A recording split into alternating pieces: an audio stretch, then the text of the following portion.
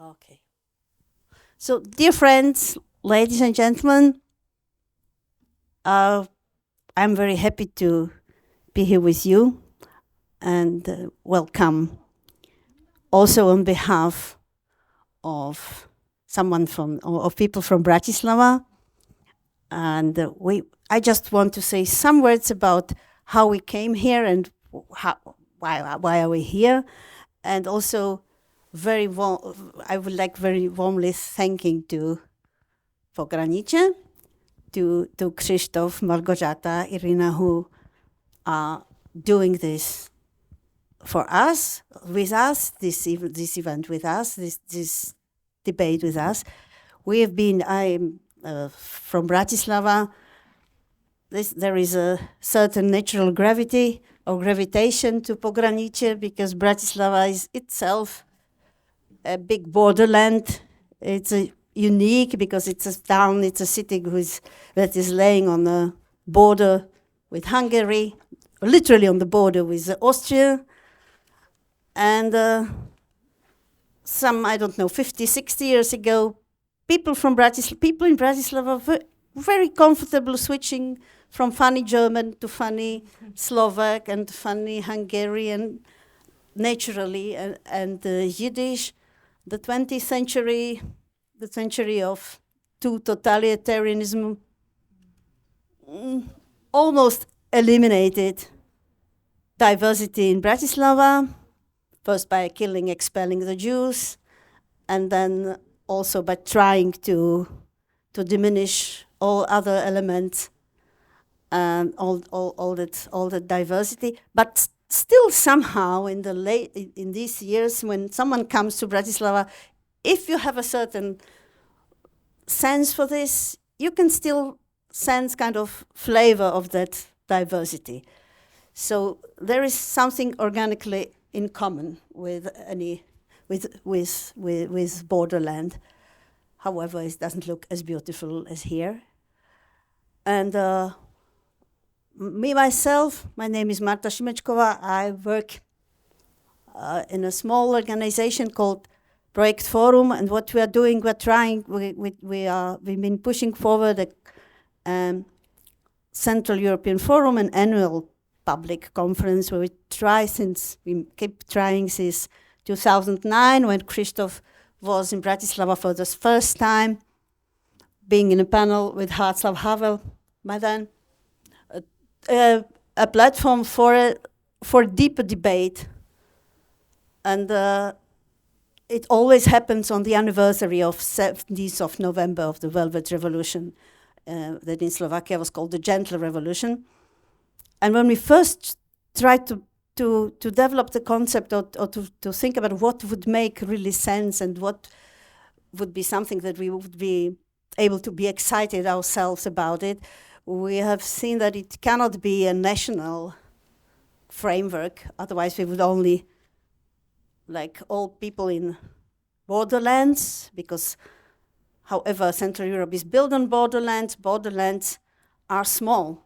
And their fear is to be too small and to suffocate in our own context. So we knew that we have to open up the context, otherwise it would never be interesting.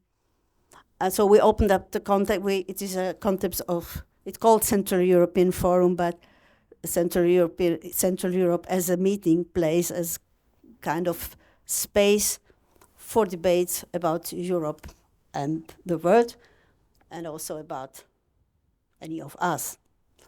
So this is the first time that an event of Central European Forum is taking place outside Slovakia.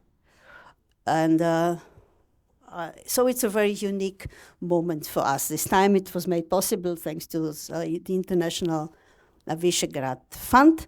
So thank you once again, Pogranicze. And I would like to pass the mic to Marci. And she's going to introduce her people, at least those who need to be introduced here. Dobrze, jeszcze. So before Marci will speak and take the floor, I want to introduce our guests in the panel. Together with us here is Marci, who is only person, if I may say, out of Central Europe, but deeply rooted in intellectual traditions, debates, all books Marci is writing and publishing, first in United States and then in different Central European languages, about our region, our intellectual life, our intellectual traditions. And together with us is also Martine Šimečka, from Bratysława, a writer, journalist.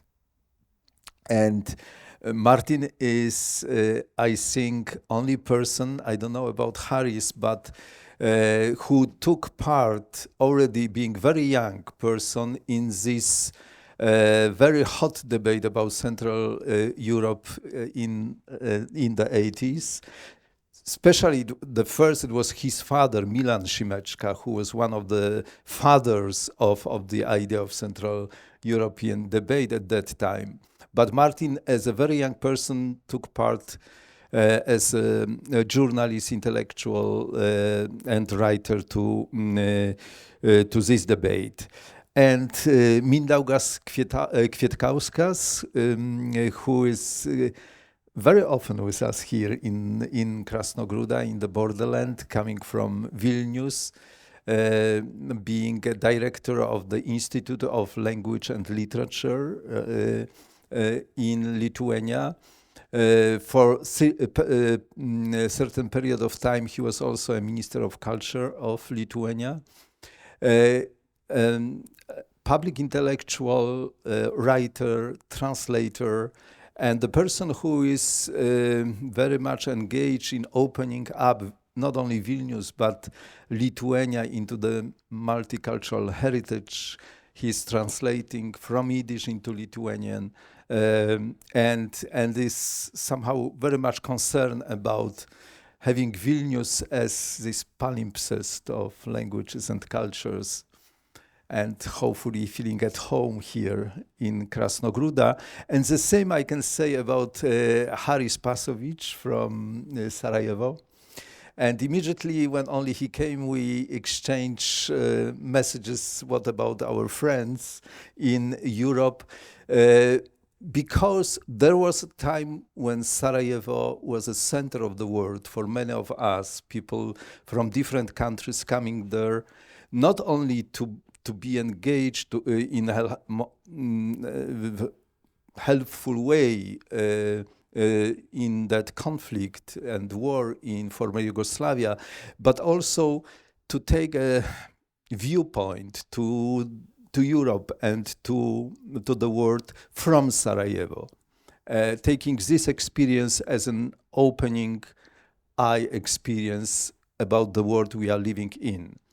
And so I'm sometimes telling about myself that I'm part of the Bosnian generation, and I understand Bosnian generation in this broader term as people who experience the broken bridge of Yugoslavia as a broken bridge of modernity, and the challenge to rebuild it, and the way how we could figure out how to rebuild it. And Haris is a theater director, legendary person of the theater in former Yugoslavia, also writer, journalist, and public intellectual. And myself, Krzysztof Czyżewski, I'm at home here together with, I work with Borderland team in Krasnogruda and Sejny. Thank you. Well, I'm Marci Shore. I'm the only non-European here. And I am very happy to be here. And I'm very happy to see Martin and Marta here.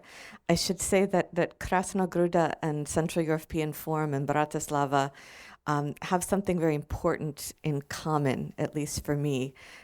They're my favorite places to participate in discussions and to give talks. I think because what Marta does in Bratislava during these annual gatherings in November, which when I'm on this side of the Atlantic in November, I try to come to, and what Krzysztof does here is essentially very similar in spirit, in that you bring people together to think together in real time. That there's a kind of fearlessness about allowing for unscripted public conversations.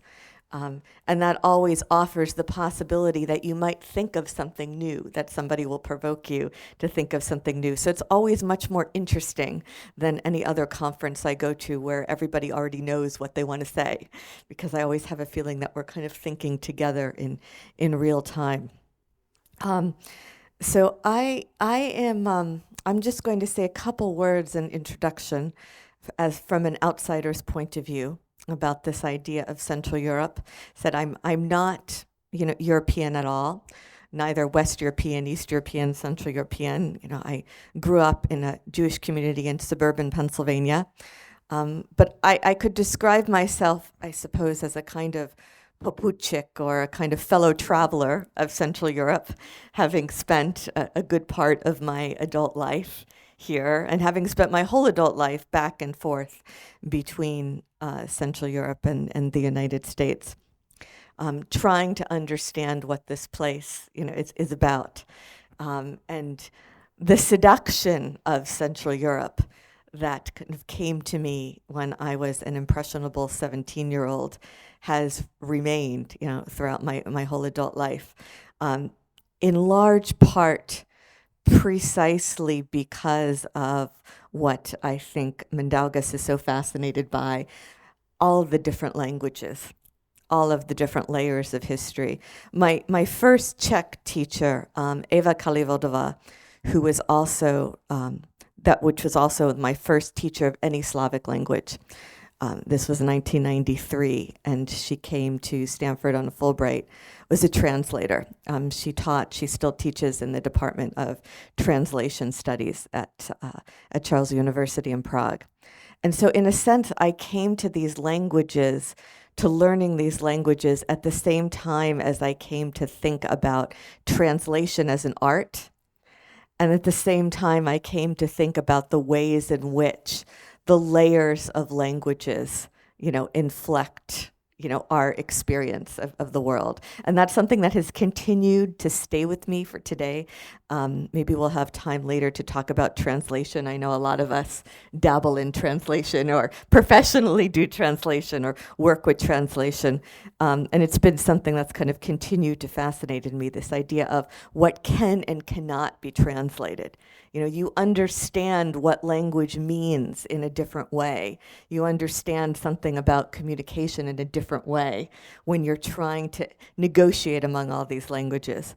Our mutual friend and colleague, Jirko Prohasko in Lviv, who is a translator, has said, alles ist übertragen. Everything is translation. All communication is a kind of translation. So hopefully we'll come back to that. Let me just say a word or two about Central Europe, and we'll move on to our theme of Europe. And I want to take you back to the Maidan, to the revolution in Ukraine, nearly 10 years ago now, which was triggered, or provoked initially, as you all know, by Ukrainian then President Yanukovych's decision not to sign an association agreement with the European Union. And the original impetus for the protest was an insistence that Ukraine is Europe. The Maidan was, from the beginning, Euromaidan. The idea that Europe should be open to Ukraine, and Ukraine was a part of Europe. And watching what played out there at the time, I was struck by how Europe was functioning as a signifier in that revolution. As a somewhat cynical American, I thought, at a certain point, I thought the Europe they have in mind that they're risking their lives for is not even necessarily that empirical, highly imperfect, often hypocritical, terribly bureaucratic instance of the European Union. But there is something like a kind of almost Platonic essence, of Europe-ness that is at stake. There's a kind of empirical Europe, which is, often a disappointment and often hypocritical. And then there's a kind of ideal Platonic Europe, which represents human rights, plurality, a kind of rejoicing in human diversity and human dignity and what democracy would mean if it were to be purified. And I thought those two Europes were in interesting dialogue with one another. And later, our friend Vasil Cherepanim would say that the revolution on the Maidan was in fact too European for Europe. That Europe couldn't understand us because we were too European. So the idea of Central Europe, which was also very important during the communist period.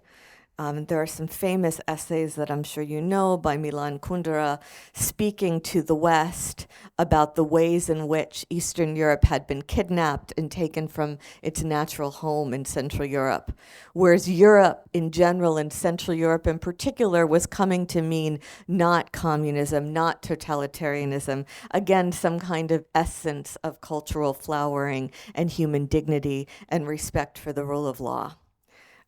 And that ideal has remained, and it is now cast under a particularly glaring light to have its meaning re-examined with the gruesome war that is playing out in Ukraine now, and in particular since the full-scale invasion in February of last year.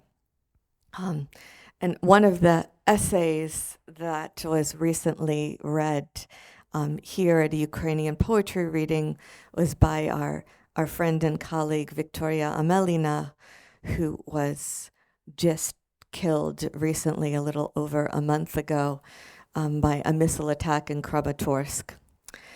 And she writes novels and poetry in Ukrainian, and she also wrote several essays in English. And among the things she's written about is what it means to be from Lviv, what it means to live in a house that is necessarily haunted because of the dark layers of history, and what it means to be Central European. And she says at one point, well, what it means to be Central European is to be betrayed by Europe. And perhaps that is part of the essence of being Central European, this situation of being betrayed by Europe, but nonetheless not giving up on Europe. Nonetheless continuing to make yourself vulnerable for Europe, nonetheless continuing to insist that Europe could be something that it should be. So with that, maybe I will turn this over. Let's see who should.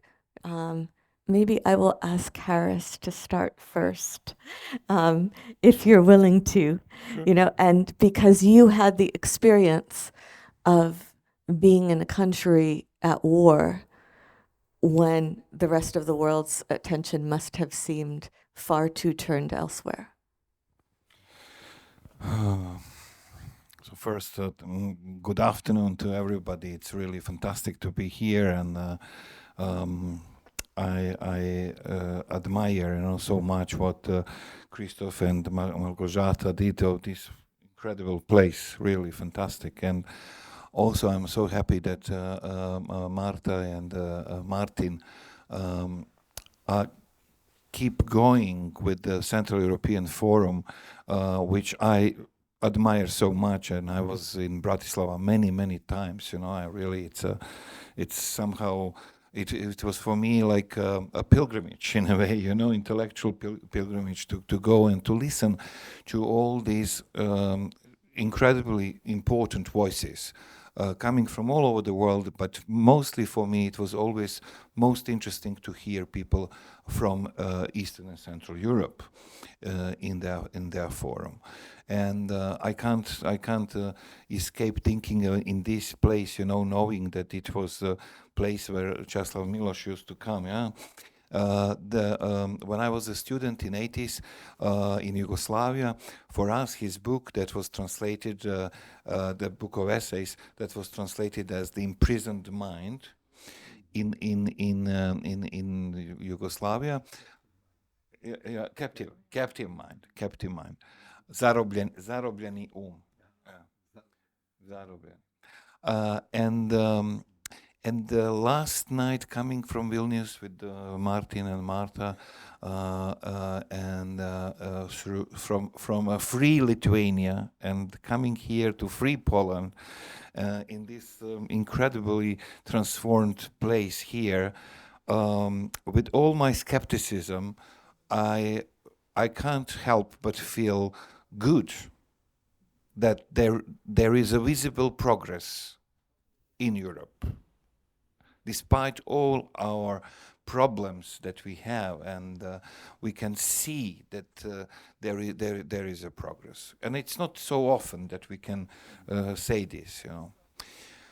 But going back to Marci's question, you know, while I was listening to her very thoughtful introduction, you know, I remembered a night or the evening in Sarajevo, maybe 10 years ago, something like this, you know. There was a new French ambassador appointed to Bosnia. And I was invited for a dinner and was placed next to this madam. And before her post in Bosnia, she was the cultural attaché in San Francisco, French cultural attaché in San Francisco. So I thought it was a little bit strange that, you know, because in France, to be French cultural attaché in San Francisco, you go around, you talk about French cuisine, you try Californian wines and so on, and then you come to Bosnia in the heart of the problem, you know. But okay. That's the life of the diplomat, I guess, yeah. And at certain moment, she asked me. She said, "What people here in Bosnia think about European Union?" You know. And I said, "Well, I mean, despite the fact that Europe betrayed us, I think that people still believe in Europe and European Union." And she said like this. She said, "Betrayed?" And I said, "Yes, madam." And then I listed for her a brief history of betrayal, from the embargo on arms that was imposed on the Bosnian Muslims and everybody else in the former Yugoslavia. But the Bosnian Muslims were those who were surrounded from 92. From then Mitterrand's visit in 92 to Sarajevo, when he was welcomed as the liberator, but actually he just turned the obvious aggression into the humanitarian crisis. It would be like now that I don't know, French president goes to Mariupol and says, "Okay, this is not a war, this is not aggression, this is humanitarian crisis." And then to the genocide that happened in many places in Bosnia, but the final most dramatic event happened in Srebrenica in '95. You know, when 8,000 people were killed. In 7 days. And I said, and despite the fact that the women, the mothers, the daughters, sisters of these killed men and boys still wait for their bones to be found, or those who are found to be identified,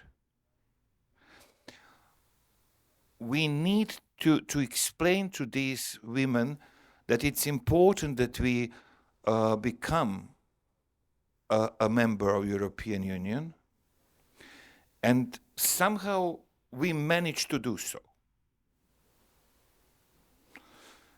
and she didn't comment anything because it was clear, you know, that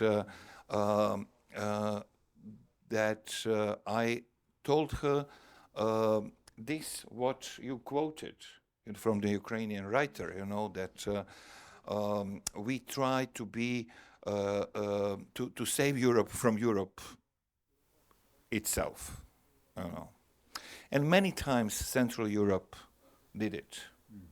So I guess that Eastern Europe, Central Europe, Balkans are as crucial for Europe as any other part. Because without Eastern Europe, without the Balkans, I don't know what Europe would be. And I will finish, you know, this part with another conversation with the now German representative of the European Union in Sarajevo. And we had the lunch, and I was very critical again about European Union and the position of European Union towards Bosnia. That was after the war, you know. And then he couldn't bear this criticism, you know, which I thought it was normal conversation, you know. I wasn't aggressive, I wasn't attacking, you know. I was just in conversation, you know, with the official person, you know. And he said something which was really very bad. He said, "What would be you if there was no us to save you?"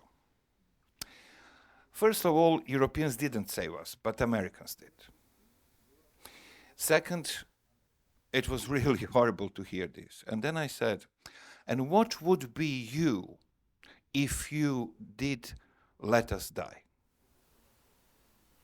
And I think this is our question to Europe, you know, to the rest of Europe, you know.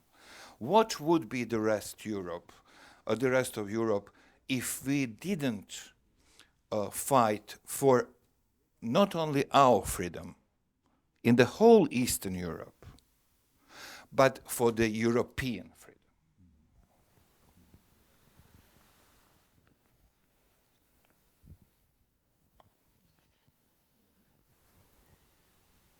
Shall I continue? Yeah. Okay. Good afternoon. It's really nice to be here again. Well, I also thought partly about continuation of his personal experiences and a reflection about this Europe and the other Europe, as Czesław Miłosz put it, inna Europa, the other Europe. And according to Miloš, in his native, as he puts it, in his native real, this division between the better Europe and the worse Europe is a really old division. It is much older, as he puts it, than Yalta and the Second World War. It goes back to old times, maybe the Enlightenment, maybe even earlier. I'm just wondering about the situation, about our present state, about our present state of mind, feeling, mentality, and this relation between the better and worse Europe.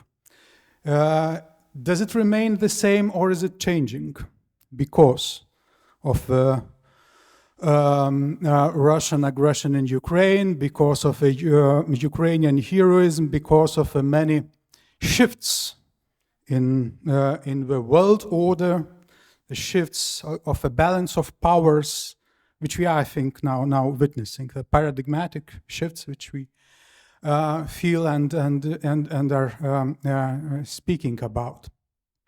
Now, this betrayal of East Central Europe means an unequal position, right? It's a traumatic experience. It is a disappointment of some unrequited love, right?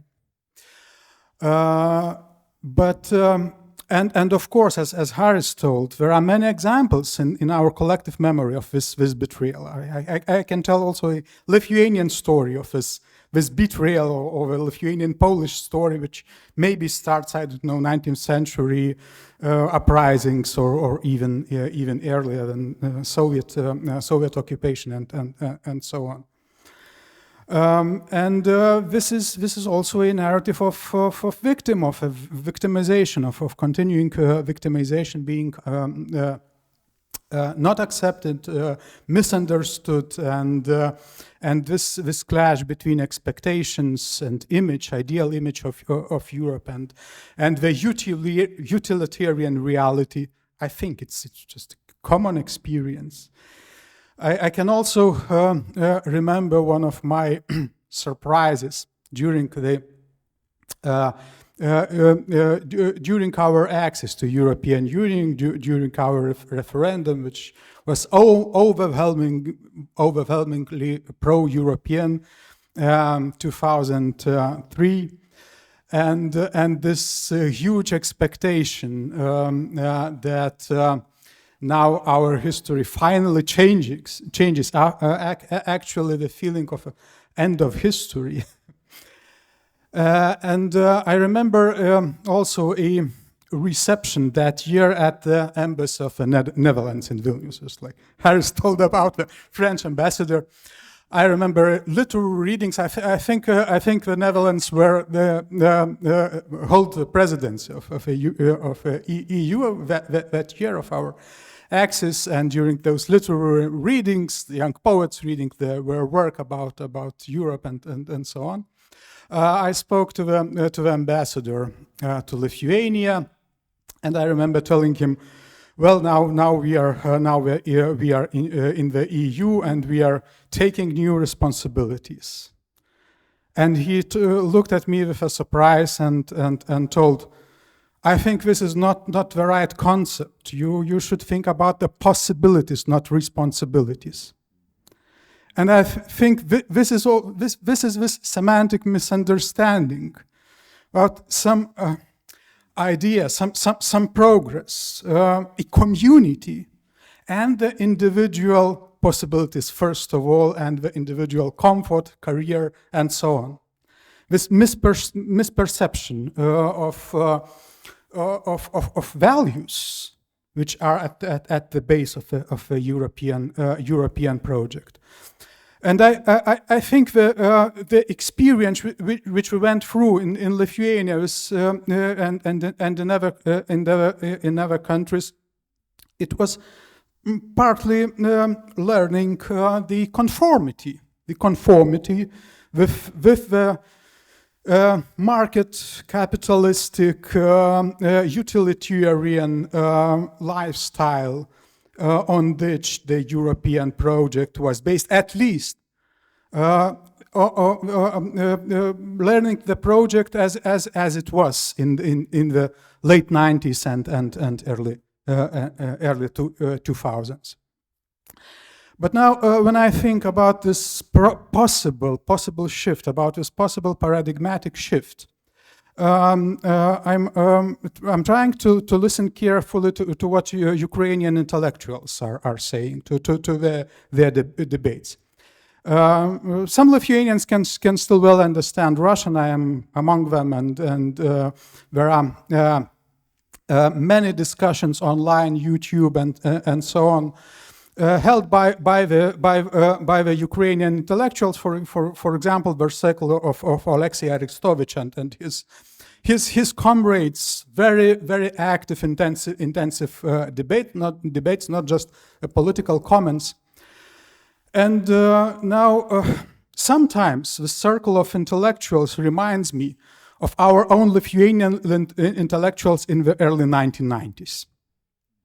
The visionary thinking, sometimes even utopian thinking, very directed towards the general questions of values and global changes and of mission.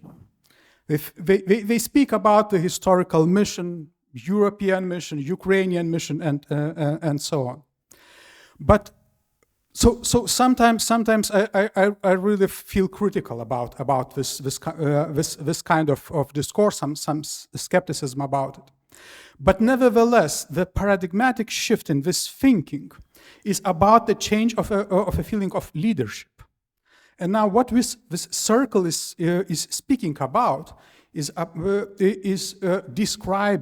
describing Ukraine and neighboring countries and Central Europe as a new West. One of the latest debates of Arestovich and his colleagues is called Ukraine as the New West. And according to them, Western Europe, or traditional understood Europe, has lost its sense, its project of future. It has no viable vision of future. And now this paradigmatic shift leads not towards a new feeling of betrayal, not towards a new feeling of unrequited love, but of a change of role. A change of role and change of imagination. And I think this is a very interesting change. A different relation between Central Europe and Western Europe, not on this basis of hierarchy, but somehow on the basis of post-imperial thinking within the Europe itself. These old divisions of which Miloš spoke about somehow maybe might diminish or even disappear. Thank you. I'm going to take off on that idea of what has changed and the role that has changed. When Tim and I arrived here a year ago, one of the first things we did with Krzysztof and Małgosia, which was their idea, was we watched the film Quo Vadis Aida, which is a reenactment of the Srebrenica massacre.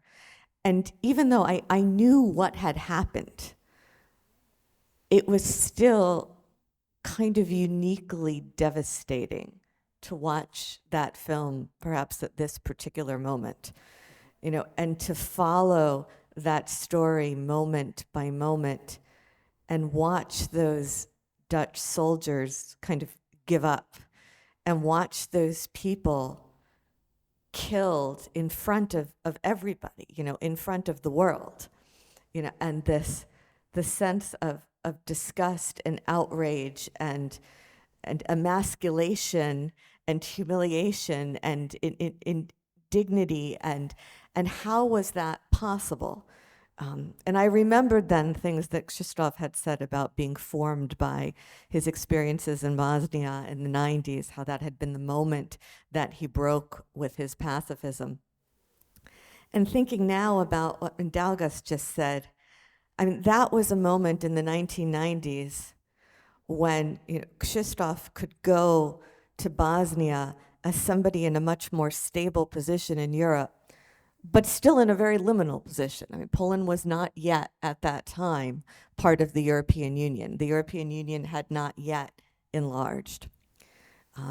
And I'm now thinking of something that Martin said back in Vilnius, in fact, in 2007, that he may have forgotten about, when I think you were talking to Tim about the Iraq War, and how your initial sympathy, and saying, well, all that time we were being persecuted under communism, we would have been happy if somebody had come and liberated us, and so it seemed understandable to me, that idea to liberate.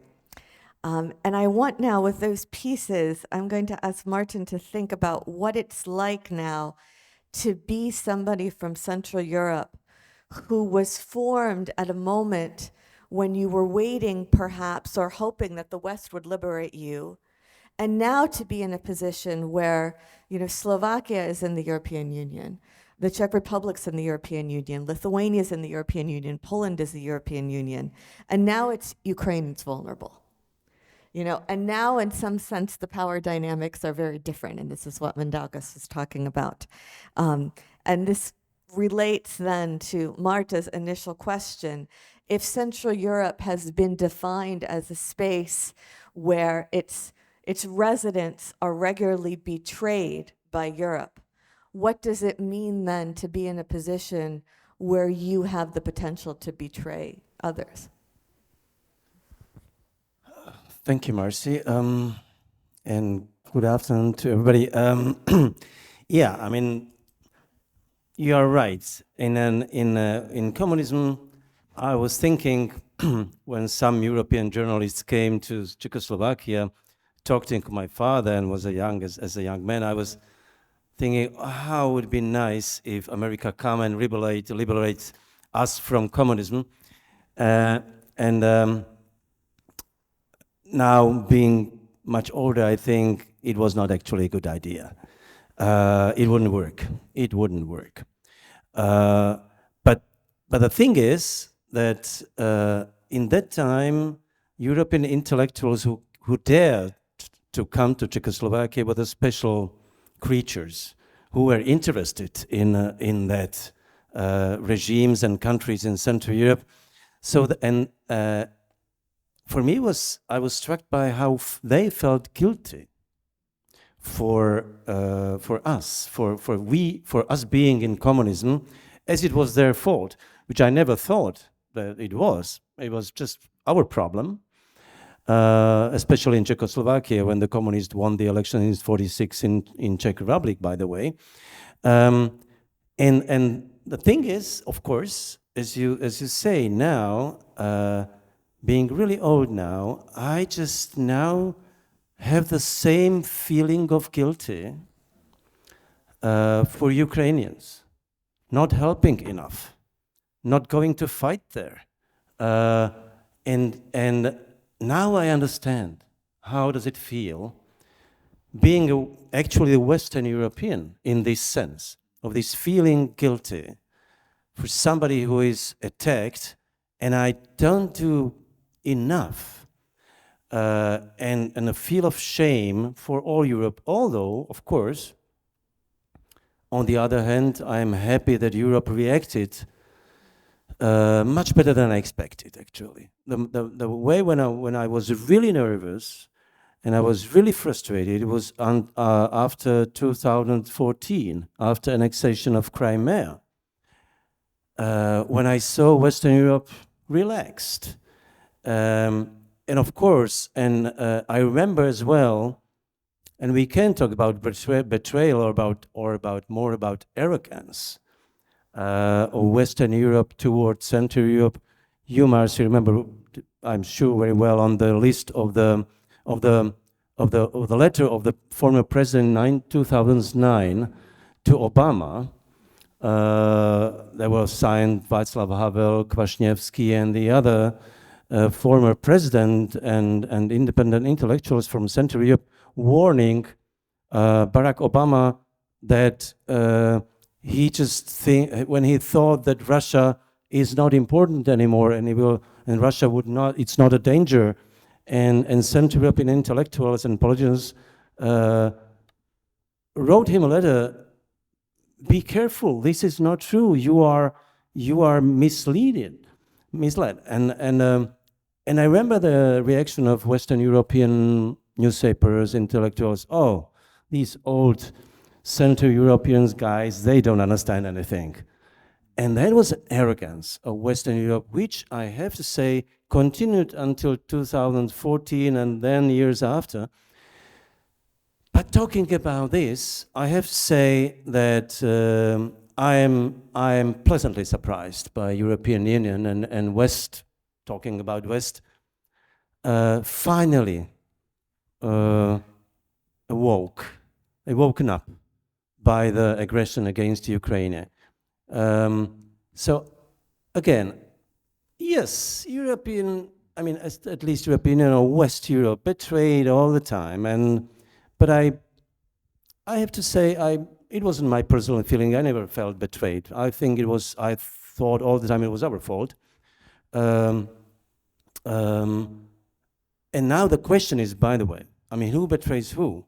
Is not now the Central Europe who betrays Europe by right-wing populism Orban and Kaczynski, and now in Slovakia we have an election in September where probably hard right fascist and pro-Russian politicians can win the elections. So who betrays who? Isn't it now Central Europe, at least nowadays, who betrays European values? I mean, I would say there is a danger of our betrayal. Although Mr. Orban, Mr. Kaczynski, they say they are going to save Europe from their liberal sins, but in fact, it is a betrayal of European Union, a betrayal of European values. So I think it has not much sense to say who is a victim and who is a whatever enemy and who betrays whom. I think actually what is now, I mean, what are you facing now is, I have to admit that first in my life I have a feeling that something really, really big is happening. The fall of communism even wasn't that for me decisive like it's now the war in Ukraine, because this will change Europe for sure, definitely, whatever the end will be. And I think one of the results, my big hope is that Ukraine will defend itself. But what will mean for Europe and for Central Europe is that when you mentioned Kundera's famous essay, that essay was actually about Central Europe being kidnapped by Soviet Union and betrayed by West, left alone. But he didn't mention Ukraine. He didn't mention Baltic republics. He mentioned only Hungary, Poland, and Czechoslovakia. For Kundera, Central Europe was only this part of Europe, which was just false. And now, when Ukraine wins, or at least defends itself, would mean that our Central Europe, this small part of what we thought was Central Europe, it stopped to exist. Because we live, in all our lives, we lived on periphery of the West. I mean, I know that Poles have a problem with that. The periphery is a kind of a trauma. For Slovaks, it's not. We are happy on periphery. Slovaks never had a problem with the periphery, knowing that they are in periphery. Poles didn't. They are not okay with that. But immediately Ukraine is part of Europe. Whatever will be member of European or not, but defending itself from Russia, will change everything. We will not be part of periphery. Whether we want it or not, we will be really in the center of Europe. And I think then the question who betrays whom will have a new meaning, because now we will be those who will have responsibility, which we never really had in our fates. We still were victimized ourselves without responsibility for the others. Now we will have it. We will have no other options, because we will be any more periphery. Actually, that's what I hope for. I'm looking for that. Although Slovaks have no idea about what that means, but it doesn't matter. Slovaks don't think politically, but I know it will change everything. So, Krzysztof, does betrayal, those who betrayed, those who have been betrayed, is that the right concept? Are those the right words, to understand the essence of this condition? From one side, yes. I would say, Marci, my answer would be, it's very interesting to hear this discussion and how the reflection on betrayals opens the perspective, starting from Sarajevo to what Mindaugas and Martin said. And so it's about feeling, when you are talking about responsibility or being responsible for something, you should understand who you are in a way. And this way to understand, to find the way of recognizing ourselves here in that place as this kind of belongings, that rebuilding, as you all saw, this overgrassed ruined manor house, was like Czesław Miłosz came and we've met in 1989 here. He was asking, what are you doing here? You are the avant-garde theater group. You should be in Berlin, London, you know. What are you doing here? That's how we became Central European. Now, that gave you identity, that it's your organic work to rebuild and give new life to such spaces. So you took responsibility also for that, and you do not escape from that, because we established Borderland Foundation in the moment when we stopped discuss about Central Europe in the mainstream media, like Gazeta Wyborcza. I don't know how Martin media did it at that time, but our momentum at that time was, okay, after 1989, it was interesting to discuss about Central Europe, but now our aim is to join European Union. So we are becoming Europeans and not Central Europeans in a way. So to be Central European at that time, it meant for me not to escape to Brussels immediately over the heads of our local problems. Yes, to take responsibilities for Polish-Lithuanian relationships, for what happens with Jews. You know, all this kind of work, it was our Central European belongings. Yes, and also, you know, I remember I first time met Tony Judd. It was in Florida, and it was not diplomatic meeting, but he took us from Europe and America to discuss, common issues. And it was a very comfortable space in White Oak Plantation. We were with Martin there. And the discussion was about culture policy, something like that. And I was immediately asking, it was very, impulsive in me, plantation, what it meant, what it was before here. Yes, nobody was asking and talking about this. There were no signs around us that once it was slavery here and it was plantation. So I raised a discussion about that, and the next day, our host Americans did this kind of board, spreading information what it was before. And I remember after that, Tony Judd came to me and said, "Welcome, my Central European brother." So it was also, that's how we felt, being Central European. But it has consequences, I think, with this first betrayal, I feel, from our side. Because before what Martin is saying about this renewal of new fascism, right-wing nationalism, xenophobia, pro-Russian attitude, and so on, it started not from zero. It started from the abandoned spaces in Central Europe, which we just not take care enough about. So my conviction is that it is our guilt, Central Europeans, that we wanted to escape from Central Eastern Europe. So if it would be this kind of work, from the beginning, from 1989, as longue durée work, organic with people, with local community, with investment in peripheries, in provinces, in a positive way, we would not have the revival of fascism and these ideologies.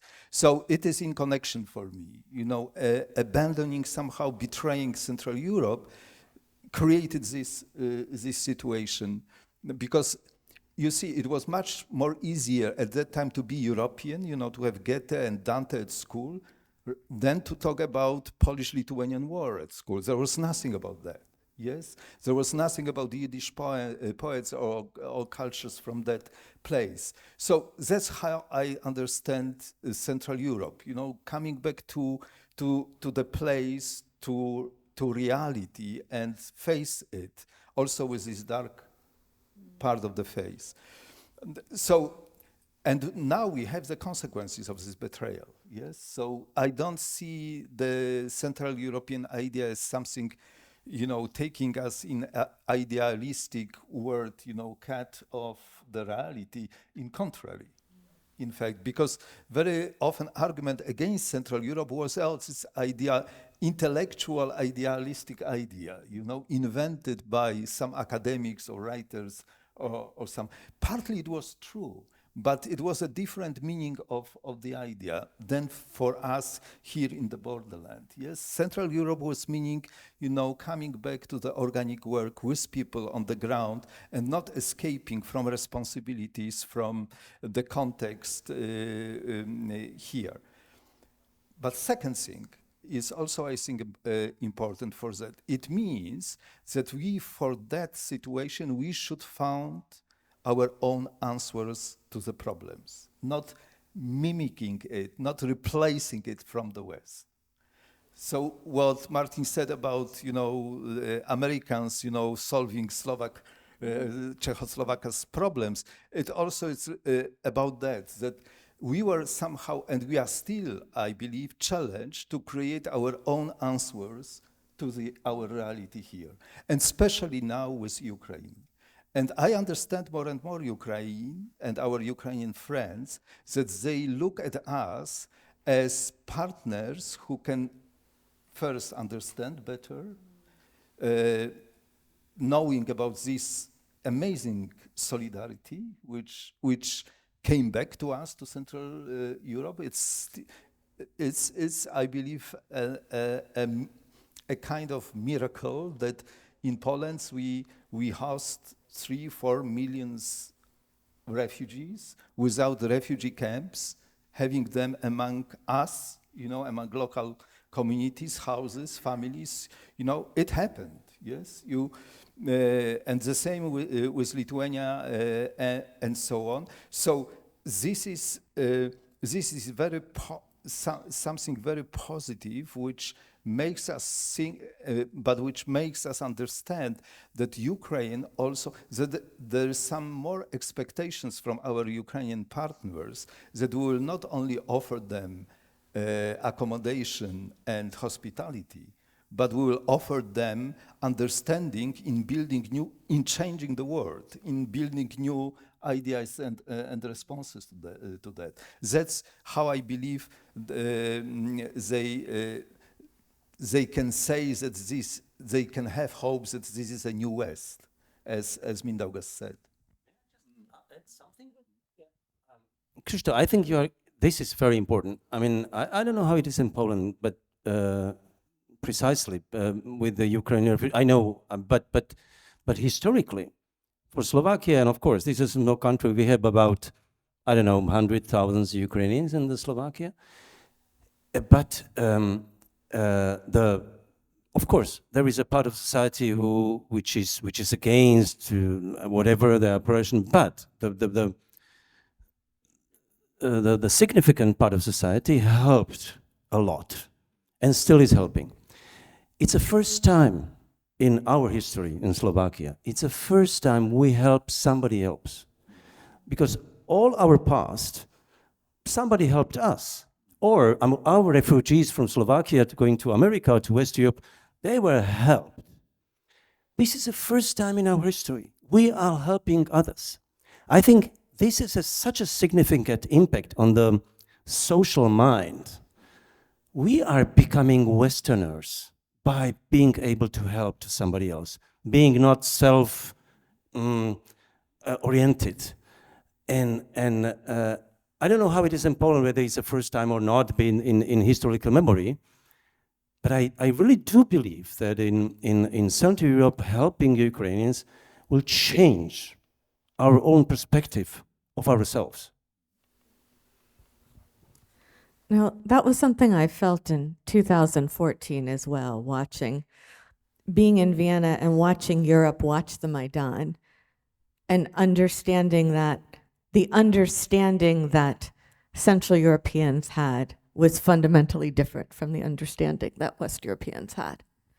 That there was something that was not, it wasn't even a question just of being for or against. It was a question of understanding. And I see that more intensely now since the full-scale invasion began. I told Krzysztof this story, but the first time I was back in Poland after the full-scale invasion began last year was for the literary festival, the Festival Miłosza in Krakow a year ago, which is when I met Wiktoria Amelina. And I was there with Talia, my then 10-year-old daughter, who is somewhere around there. And since the full-scale invasion began, we had been in the States, we had been in New Haven, and then we were in Vienna, and now this was the first time we were back in Poland. And it was evening, and we were walking through the Rynek in Krakow. I'm sure most of you have been to Krakow, so you can imagine the Rynek on a summer evening. It's warm, there are thousands of people walking around. And Talia said to me, "Mommy, it's been a whole 2 minutes, and you haven't checked the phone to see whether someone's killed Putin yet." And I said, "Oh, now we're in Poland. I don't have to check the phone." In New Haven, you have to check the phone. In Vienna, you have to check the phone. In Krakow, you don't have to check the phone. I said, I'm sure if anything had happened to Putin, everybody on this square would be shouting. And that was a difference. It was a difference that I understood without even having articulated it, and would not have thought to articulate it, had Talia not asked that question. I want to now go back to something several of you have talked about betrayal and about historical experience and about the obligation to be working through the historical experience. One of the essays that the Vika Amelina wrote not so long before she was killed in English was about what it meant to be a writer from Lviv. And what it meant to be a Ukrainian patriot. She had emigrated to Canada as a teenager, chose to return to Ukraine. She could have become a writer in English. She chose to write in Ukrainian. She chose to go back during the war, even after she left her young son in Poland. She made these choices. And she said, for me to be a writer from Lviv, to take this Ukrainian identity, is also to be responsible to all of the dark layers of the past, to all of the ways in which Ukrainians have betrayed Jews, to the ways in which Ukrainians have betrayed Poles, to all of the things that have happened in the city that I love, that Ukrainians cannot be proud of, but that are part of the layers of what it means to be ourselves.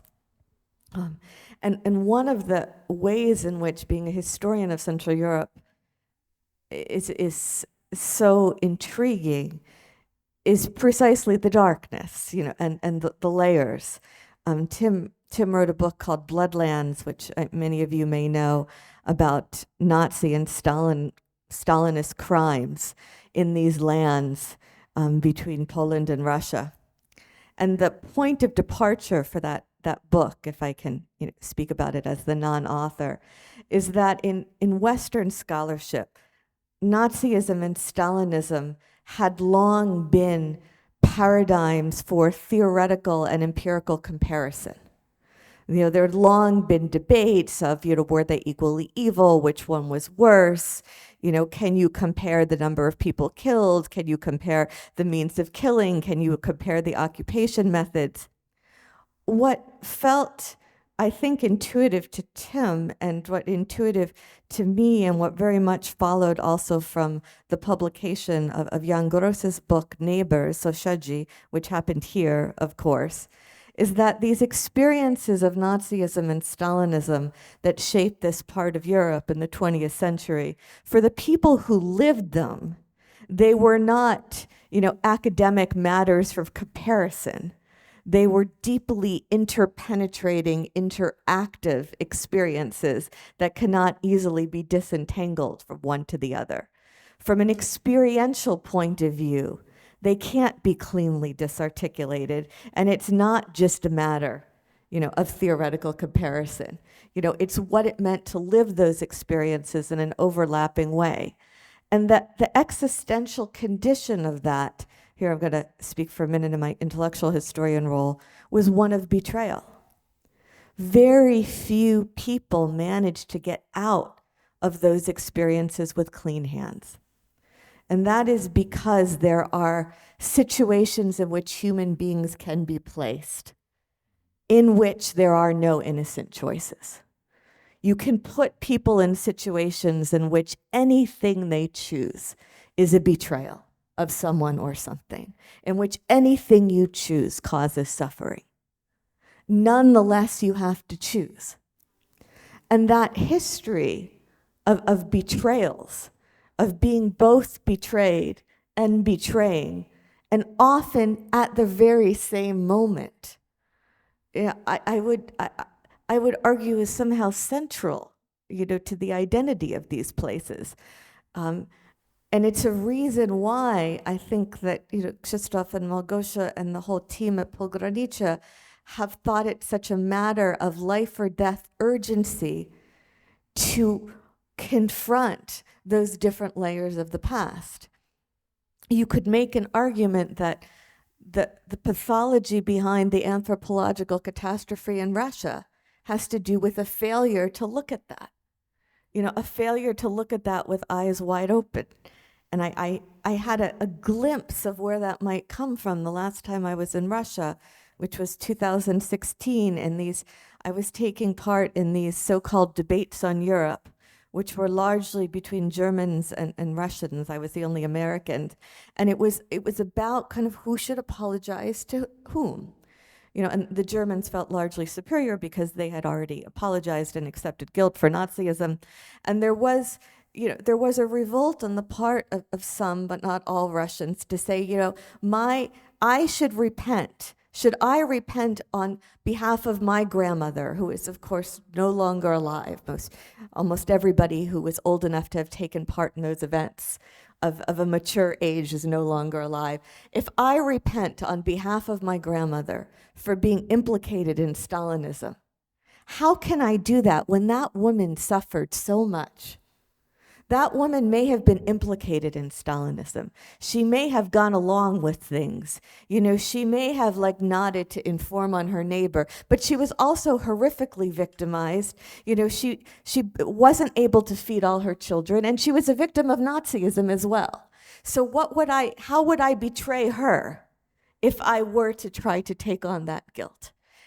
And how in that situation in which any kind of anything you do is a kind of act of betrayal, can there be, any kind of path to where you want to go?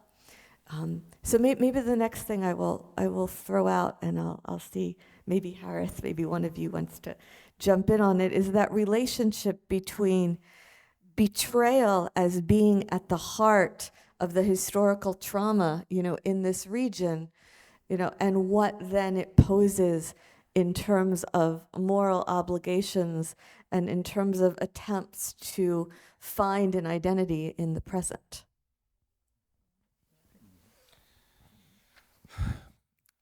So for a long time, I had a book by Herbert Zbigniew, his poems at home. First, because of Fortinbras Elegy. That was my big love, But then during the siege, I was reading the book and I came to the poem that I didn't notice before. And it was called The Report from the Besieged City. And it was like reading my diary from the siege. And it was written in 1982, maybe. Yeah. And there is a line that says, those who are attacked, they are always lonely. And at the end, there are a few lines saying, we look in the face of the fire, we look in the face of the hunger, we look in the face of death. The worst is the face of betrayal.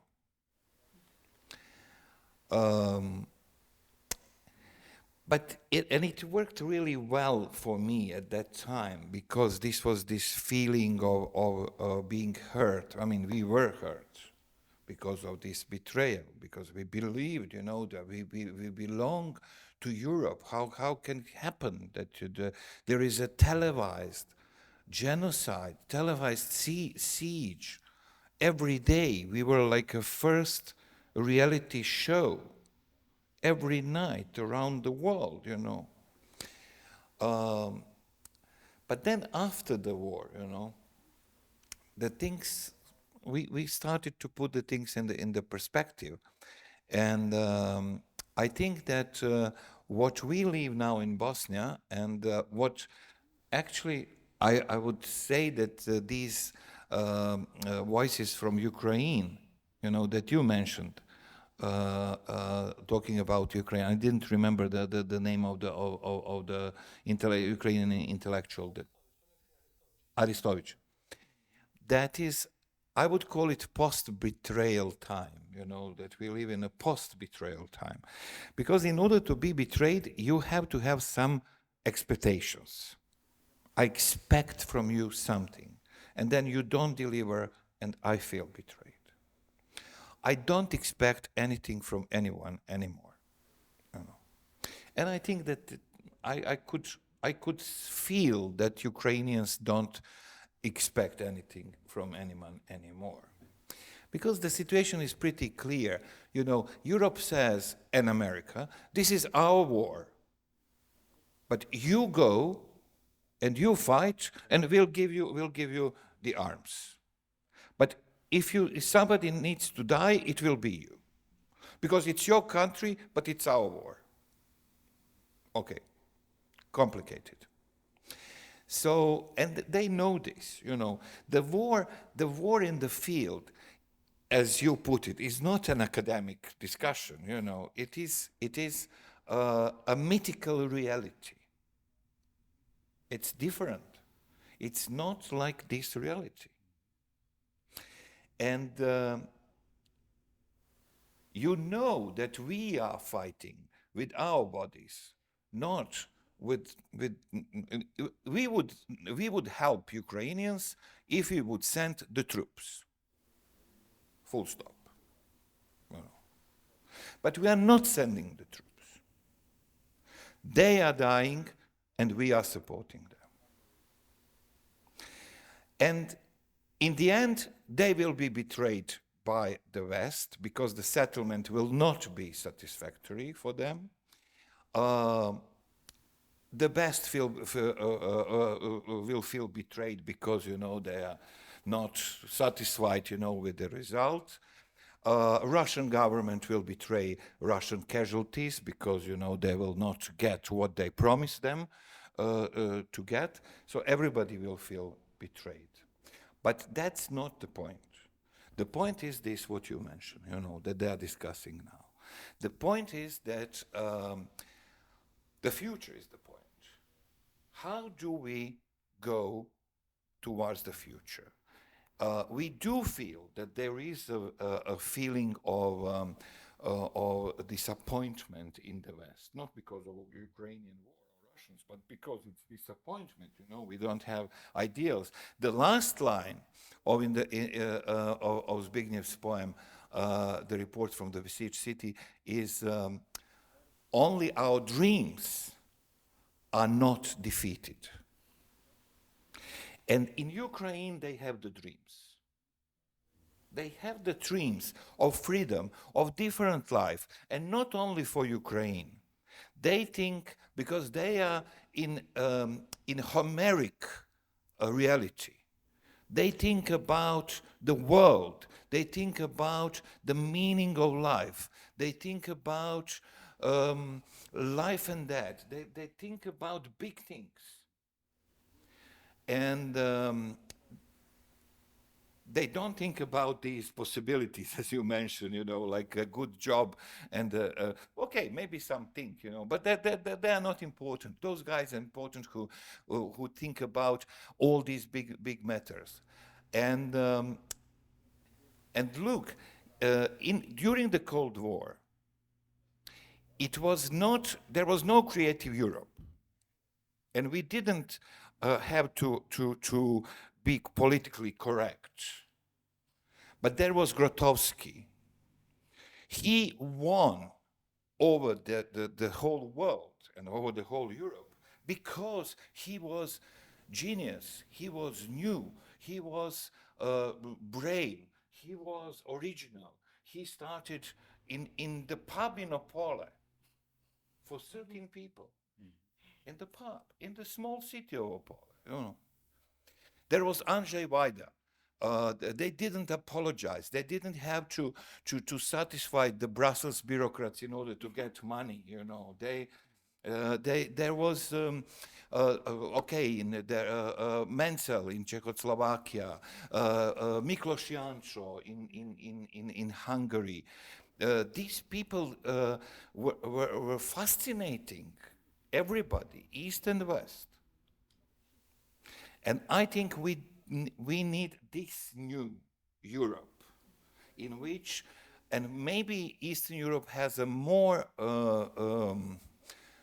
naivete, more strength, more vision to go there and to pull the rest of Europe into this new, to build a new earth which would be livable and lovable. And for that we need passion. And these guys in Ukraine, they have a passion for that. And that's what we need to hear when they speak about. Answering, Marci, to your question, I think very important about feeling guilty, victim, and perpetrators at the same time, because that's what totalitarian system is doing with people. So my only answer after all this work we passed through is try to be with people. And in any possible way, not to leave them alone. And this what Harris said about being lonely in the Herbert poems. It comes also to Campo di Fiori by Czesław Miłosz. You remember the poem is not about the guilt of us, from another side of the ghetto wall, yes, but it was about the loneliness of people in ghetto as something not historical but existential drama. And I think Harris is right predicting what can happen for Ukrainians with this feeling of betrayal.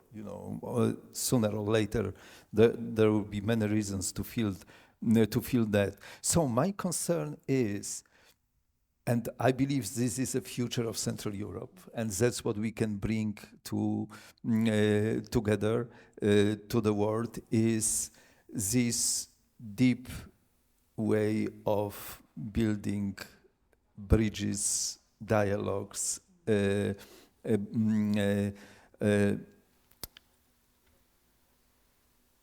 which is the way to because we lost it. It's about community. That we lost because the loss of the belonging. We are uprooted in many ways, but the question for the future of the world will be the question about the community of revival of our ties and so on. So we have language, culture, everything around us to divide us, to separate us, to make us alone, autonomous, and modern media is even strengthening it. And so my concern is how to, from this paradigm of freedom, because the Old West was all about the paradigm of freedom, of building everything on sovereignty, independence, freedom. You know, in a case of individual, in the case of the state, of the sovereignty of the state, and so on. I think that it is over somehow. That the future will not belong to that paradigm. That the paradigm before us is a paradigm of solidarity, of I call it xenopolis. You know, the trying to translate into English language the word we have in Polish obcowanie, the community which at the heart has obcy, stranger, xenos at the heart. What happened in Slovakia, what Martin said, that for the first time we did it for others, not only somebody did it for us. I think it will be more and more about the future and the feeling what we can do for other in terms of gaining freedom, because otherwise we will feel more and more, you know, as Gadamer said once, that we have as much freedom as our neighbors have. So again, I believe that this is something Central European in that you care about, as Mindaugas do in Vilnius and we do in here in Sejny. It's not only, you know, the concept of digging up this multi-polyphonic layer of the tradition. It is about finding the new word for us in the most possible way, that it will offer the hot relationships between people, the ties between people again. Doesn't matter if it will be ethnic, religious, you know, other cultures. It can come, you know, in different ways, but still the challenge will be: do we have these tools, instruments, you know, determination, passion to stay with people? Yes, to stay, because you can't overcome this drama you've mentioned leaving them, yes? Or you will not solve them in the courts. You will not solve them in any other, you know, institutions. It is only community can somehow cure this terrible dark shadow of the past.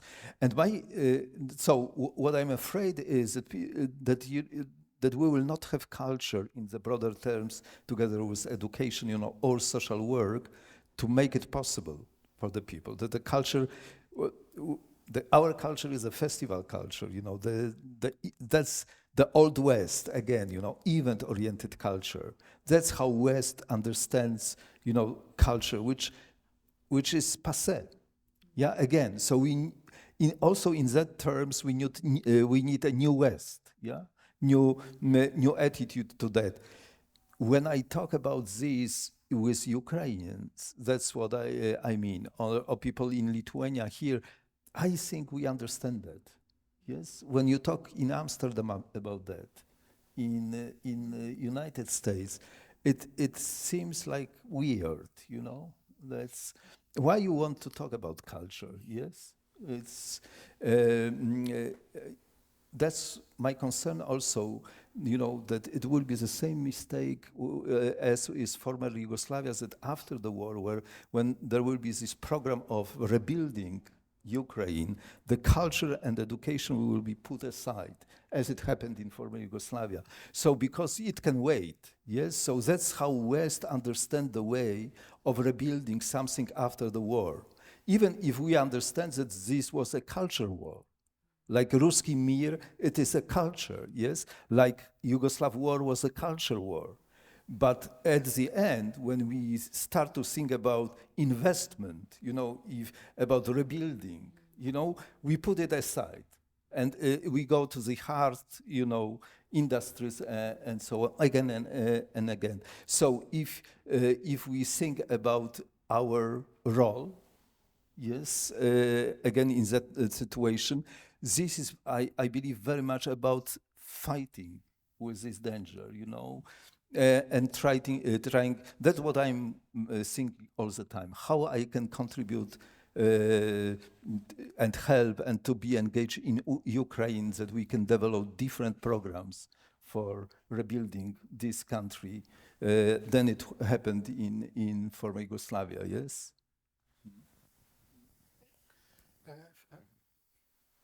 I think Krzysztof just touched upon a very, very important topic, this neglect of culture. In the European policies and approach, it's really also I think it's one of the reasons of a rise of populism. Not only in Central Europe, but also in the West itself, because the culture is left to populists. The cultural identities, as a question, are left to populist parties, and because of this neglect, they become such. They attract people. The mainstream politics do not speak about these things, about these concerns. It's one of the forces that drive populism. And speaking about who betrays who, and just as Martin told about this rise of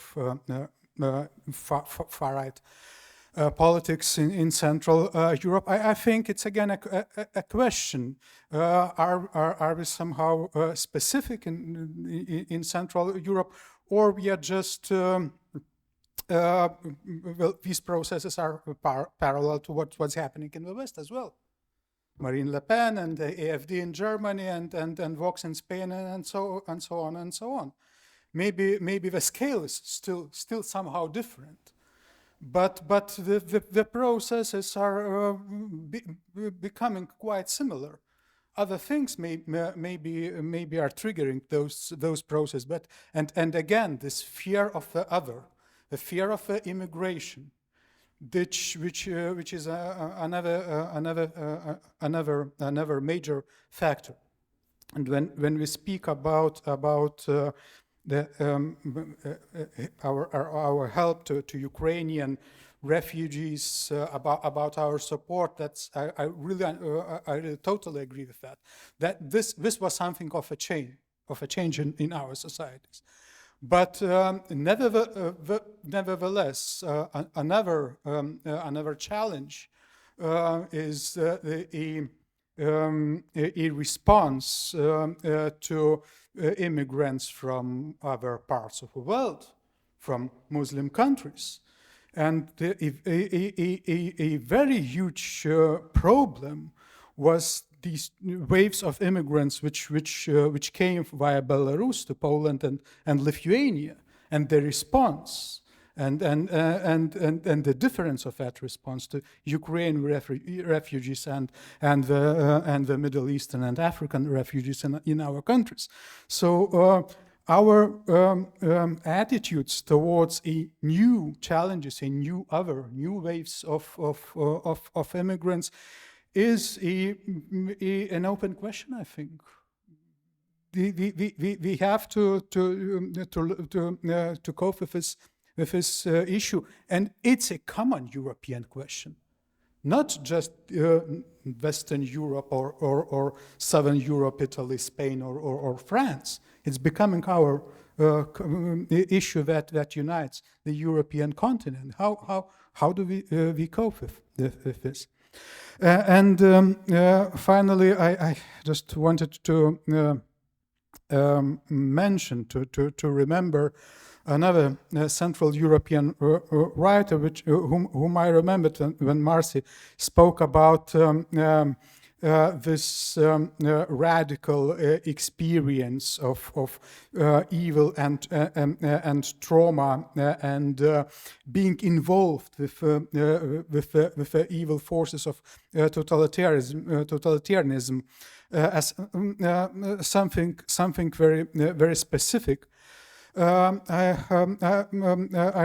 remembered Sándor Márai, a Hungarian writer who is quite popular in Poland and widely translated here.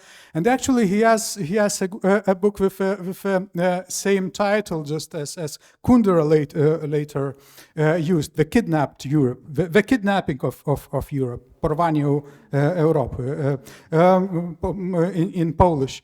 And this book of essays is about actually a very dramatic experience of Márai escaping the communist Hungary in 1947 and getting to the West, to Switzerland, to France, and to Britain, and about a feeling of loneliness, of utter loneliness, and impossibility to explain himself. After experiencing the Nazi period, the collaboration with the Nazis, and then the communism, and this entanglement, it leaves him utterly alone. And there is a very interesting reflection by Márai when he's in Zurich, when he says, "I wonder if the West had to go through all that hell that we experienced, would they have managed to cope with it better than us? Maybe French, who would have experienced both the Nazis and the Soviets and all the ideological mechanisms and repressions, would have failed even more than us."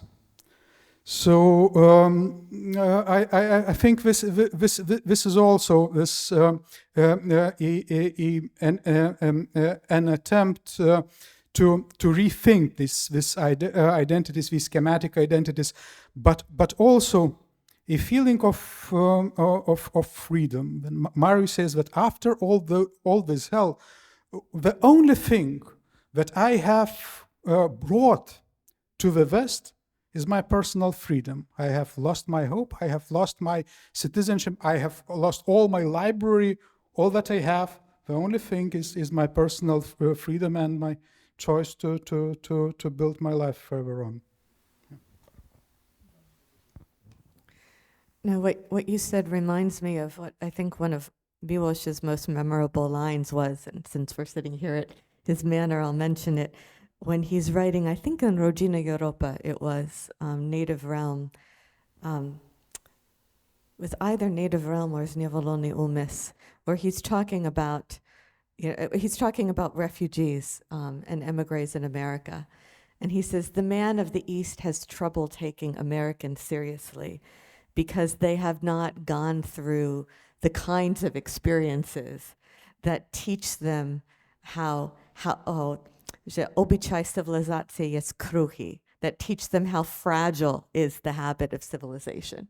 And Rodzina Europa, I knew Krzysztof would remember better, but that sense of the fragility of it all. It was a long time ago when I first read that book, but that stuck in my mind, that without having had those experiences. This also brings to mind one of Patočka's the Czech philosopher Jan Patočka's most controversial and in some ways most profound concepts, which he articulates in one of his last writings at the end of his life, which is the solidarity of the shaken. That there is a kind of solidarity that is beyond enmity and that is not connected to innocence, but is connected to having descended into the darkest confrontations with mortality. And the solidarity of the shaken is then not the solidarity of those who are innocent or those who have been nice to one another or those who have forgiven and forgotten. He says the solidarity of the shaken is the solidarity of those who understand. And I've thought about that a lot, watching, how Poles respond to Ukrainians, given that history, that it's not about people who have forgotten or forgiven, it's about the solidarity of those who understand. Should we take questions from the audience? Okay. So maybe now I will stop asking questions and I will let you ask questions. And Staszek is going to take the microphone.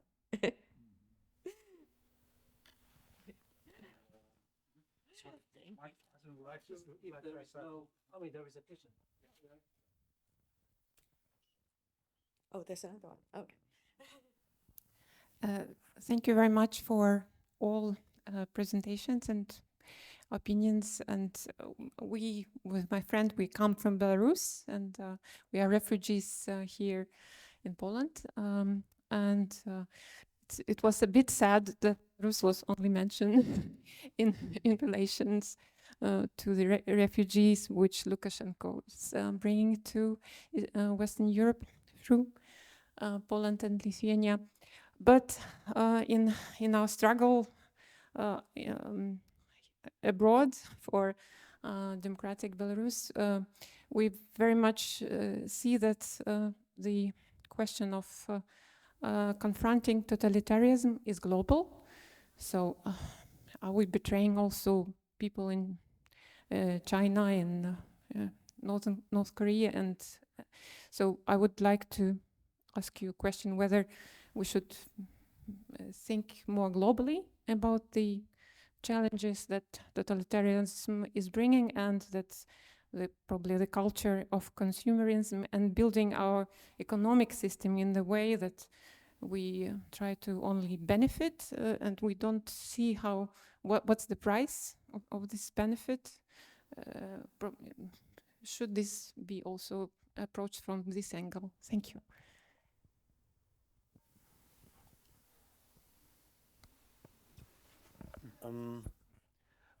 Well, you're right. Belarus was not the topic. I mean, to be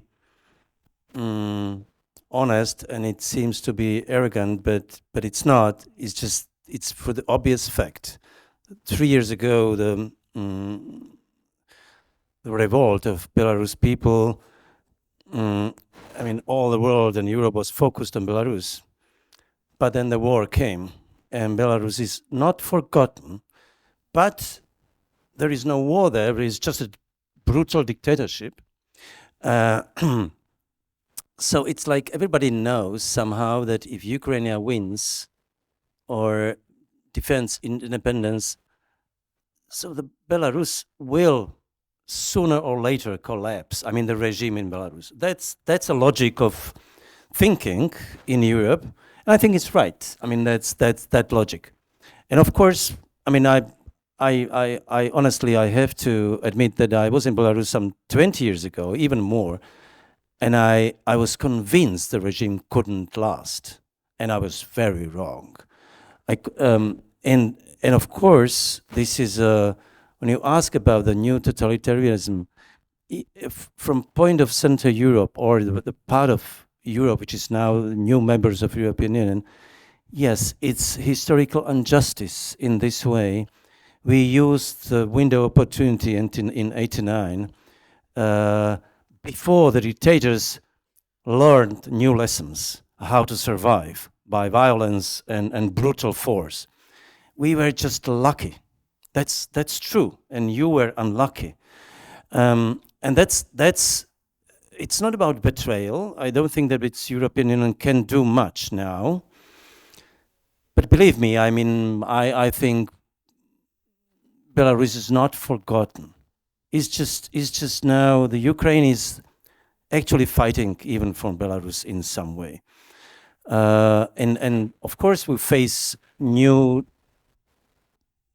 challenge of the new dictatorships. China is, of course, here. Russia is another example. And I think Europe starts to realize that this is profound battle for survival of democratic world. And it's a very slow process, but I think it's coming. It's start to be conventional wisdom that this is a profound battle for the future. But, of course, I can tell you thousands of examples of how Europe failed in recognizing that problem and still is failing somehow. But I have no very hopeful words for you, except that I believe that regime in Belarus is unsustainable in a longer term. What does it mean longer term? I would say maybe years, but not more. But it's only what I can say. And I'm, of course, again, this is again the same thing. I feel guilty as a Central European that we live in a. Actually, when I came here 3 days ago to Poland, this am I right that this used to be called Poland B? This part of Poland, it's just amazing how it's improved. It's beautiful, and I have a feeling it's rich. But just nearby there is a war, and I think this absurd situation that we live in a peaceful countries in already a luxury life somehow, and there is a war in the neighborhood, is something so complicated that we cannot get it in our minds. And I think we will see it later, how absurd the situation was. And that's the same with Belarus. We just can't imagine, because we live in such a different world. Like Western Europeans lived when we lived here in communism, they were not able to understand. They were not able to imagine. They were just not able. And that's the truth of today. I'm sorry to say that. I don't want to upset you. It's just that's a reality of people's mind and a human mind. We have not enough imagination. And as well as we try as much, but that's true about us. I only will add, thank you for this question, because it goes somehow to the core of our discussion, that being a new Central Europe in our understanding here is raising the question like you raised, not only about ourselves, about global issues. Very soon we will have a Belarus discussion and panel here, so Belarus will be at the core here. So we see it as in common, yes, and my feeling is that we are exactly at the point when we should start again to discuss between ourselves, neighbors here, where we are, and build the capacity to take responsibility for something more than we are. But before we will be aware, and enough competent to do it, we should have such kind of discussions, that not be afraid of raising, again, these issues about Central Europe in terms that that something is in our hands, that something is in our hands.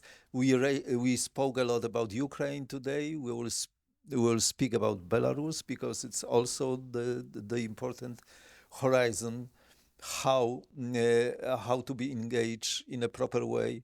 But at the same time, my belief is that that's the way how we can take responsibility for something broader. I would just add a question to your question to my fellow panelists. Because I was not in Belarus 3 years ago, but I was watching, like a lot of us were. We were watching. I thought you had it. By the middle of August, when the workers were chanting "Uhadi, Uhadi," I thought it's over. It's over. Nobody believes this man anymore. He has no support. He's relying on naked violence in an obvious way. I thought he has no chance. And I was wrong. Obviously, I'm not a very good prophet. Historians are bad prophets. But the moment at which I felt the question of what Europe would do was particularly laid bare was the Ryanair flight hijacking.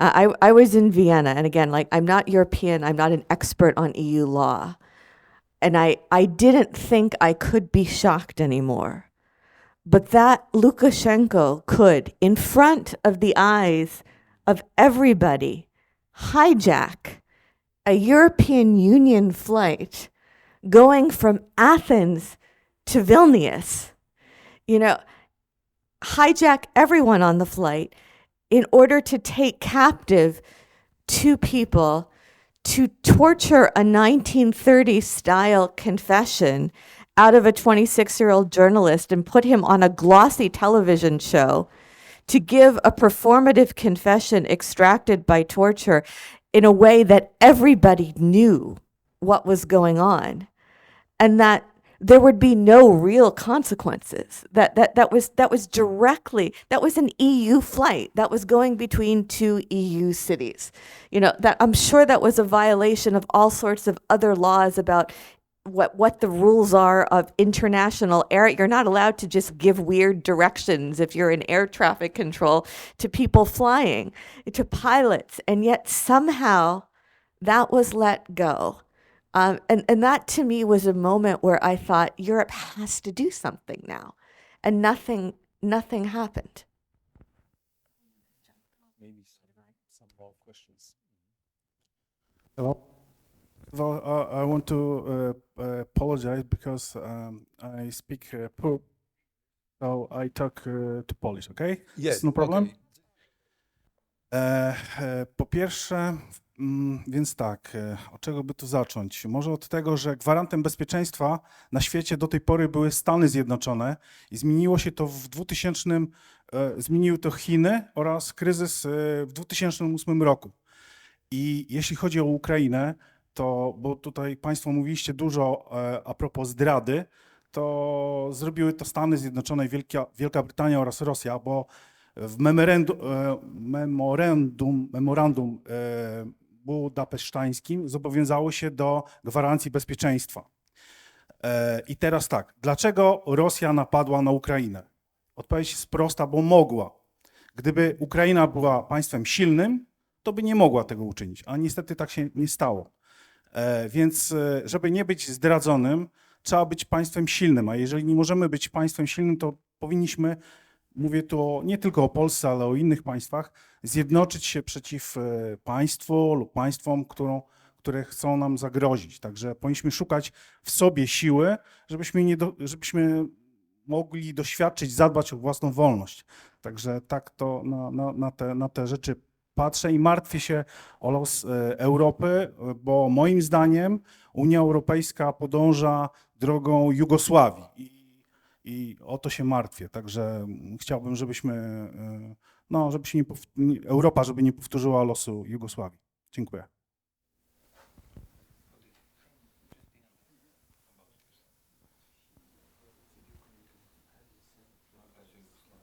Ja może tylko jedną rzecz powiem o tym, bo rzeczywiście to, co pan powiedział o tym, że silniejszy napada słabszego i dlatego tak się staje, ale zabrakło mi i brakuje raz wierności wobec zakrojonej tak zwanej czerwonej linii. To, co pan wspomniał wcześniej, no, dotyczy na przykład Syrii, prawda, i tego, co Obama jednak zdradził, prawda. Czerwona linia użycia broni chemicznej została przekroczona, interwencji nie było. I zabrakło mi podobnych, znaczy czerwonej linii właśnie dużo wcześniej zaznaczonej na granicy ukraińskiej i zbudowania wokół tego sojuszu, prawda. To są takie rzeczy, które by uprzedzały fakty, no bo dosyć wcześnie wiedziano, że ta agresja jest szykowana, prawda? I to się ciągnie od 2014 roku. Boimy się ciągle tego i te zdrady będą, to znaczy skoro zdradzamy, to boimy się potem ustawiać tych czerwonych linii, więc więcej odwagi tutaj niewątpliwie się by przydało. To, co Harris wyjaśnił, że no jest to wojna, w której świat Zachodu nie używa swoich sił. Tak, tylko i cały czas jest pytanie dlaczego, kiedy i tak dalej, prawda? No, tam nawet nie ma Czerwonego Krzyża. Aha.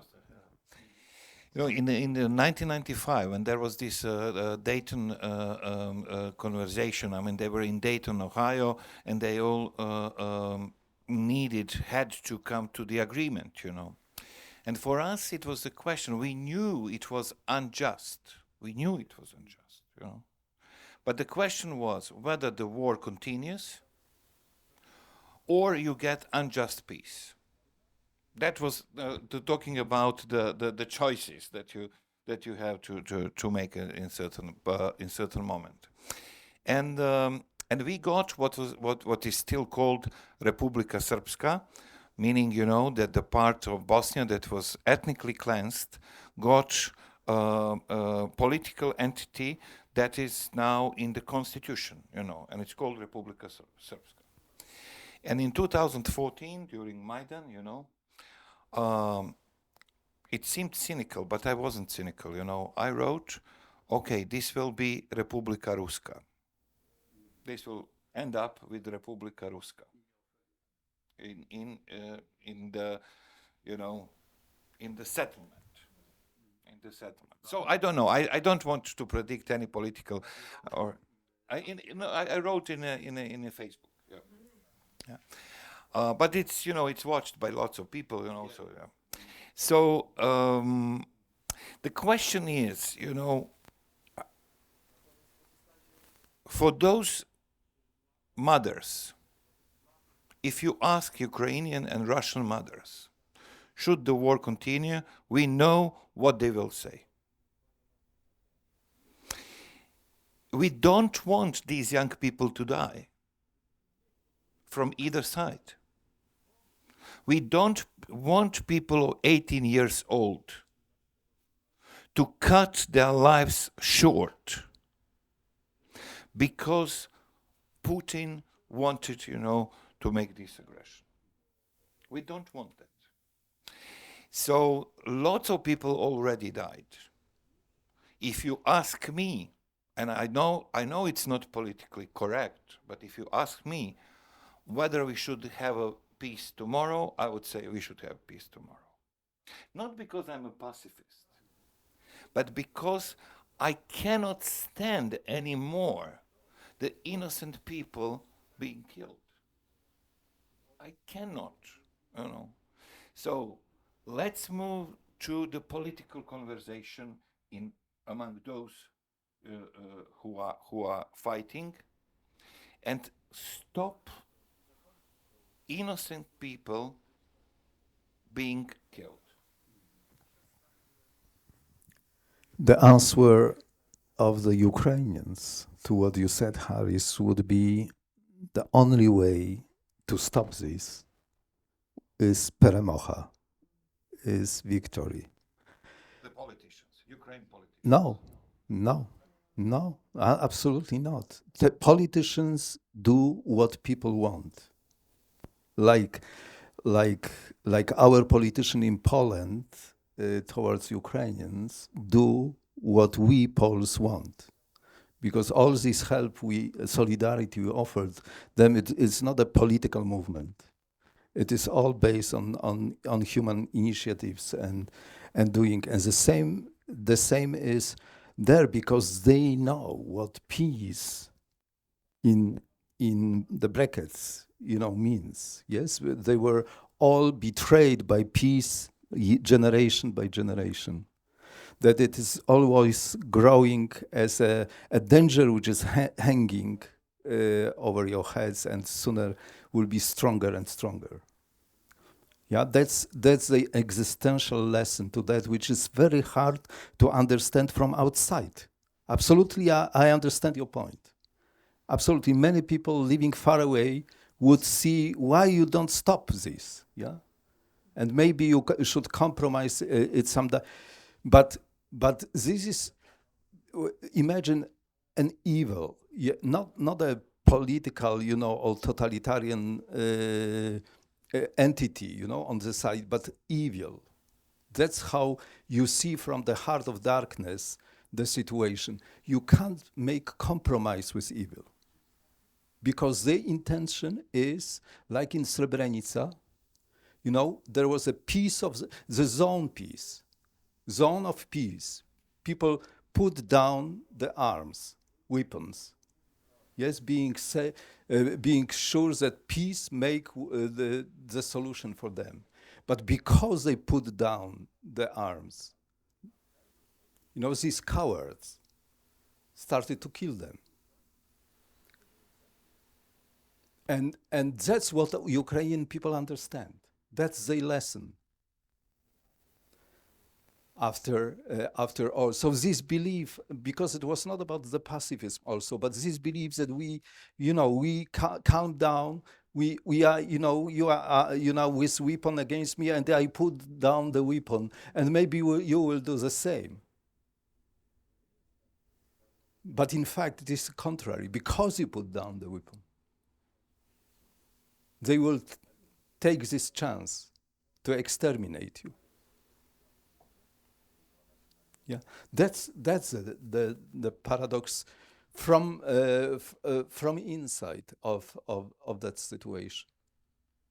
That's what. So we are talking about this new context. I believe what Ukrainians did for us, they put at stake for the first time, like Martin said about the help to the others. For the first time, victory.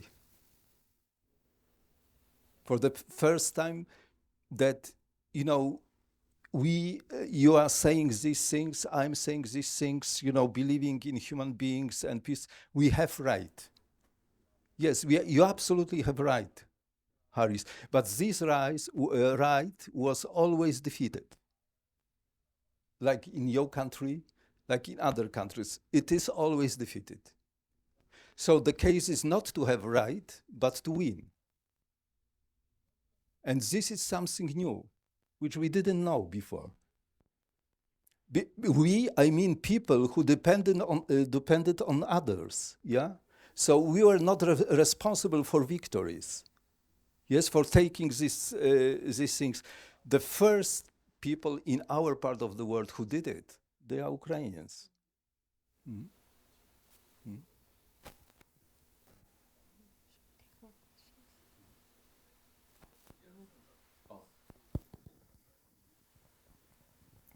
Is it on? Yeah.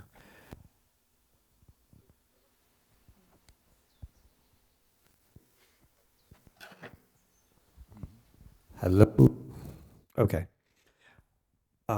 Yeah, Harris, very quickly on this point, and then I wanted to try to return to a larger issue about responsibility. I just don't think it's true about the mothers. I mean, maybe there might be Ukrainian mothers here who will speak to this directly, but I've talked to a lot of Ukrainian mothers, and that's just not their view. That's just not their view. Including Ukrainian mothers who've lost their sons. That's not the view that I've heard. And it's not the view that's expressed in the public opinion polling in Ukraine at all. On the Russian side, I'm not so sure either. I mean, on the Russian side, insofar as one can try to figure this out, it's more that Russian mothers think that this sort of thing is just the way the world works. And I'm not sure how you change that conviction without the Ukrainians winning. So while I agree with you completely that this war has to end, I don't think there's any way for it to end except by the Ukrainians winning in an unambiguous fashion.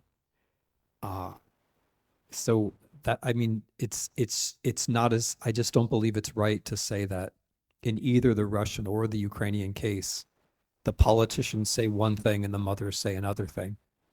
I'm afraid in both cases, the politicians and the mothers are closer than you might want. But what I wanted to do was to try to return to this larger issue of the West and betrayal and try to make a point about what is actually different between the West and Central Europe. Because I think it's very hard to avoid this trope that the West is naive and we have the experience. And even today, I think that trope it has returned in this conversation. The West is naive and we have the experience. And I want to try to reframe that in a way which is a little more neutral. I think historically speaking, the main difference between the countries you're calling the West and Central Europe has to do with empire. That you have been subject to multiple empires. And I think the more time that passes since the end of communism, the more it's clear that the communist experience is one more experience of empire. So your history is laden with all of these layers of empires, sometimes overlapping. And those layers are also, they're geological layers. They're layers of graveyards and gravestones. They're burial mounds. They're things which are in this region. And that is the experience here. Whereas in France or Britain, empire happens somewhere else. There are graveyards and burial mounds in Vietnam or Algeria or India. But empire, in an important sense for them, happened somewhere else. They were the agents of it, and it happened far away. It didn't happen here.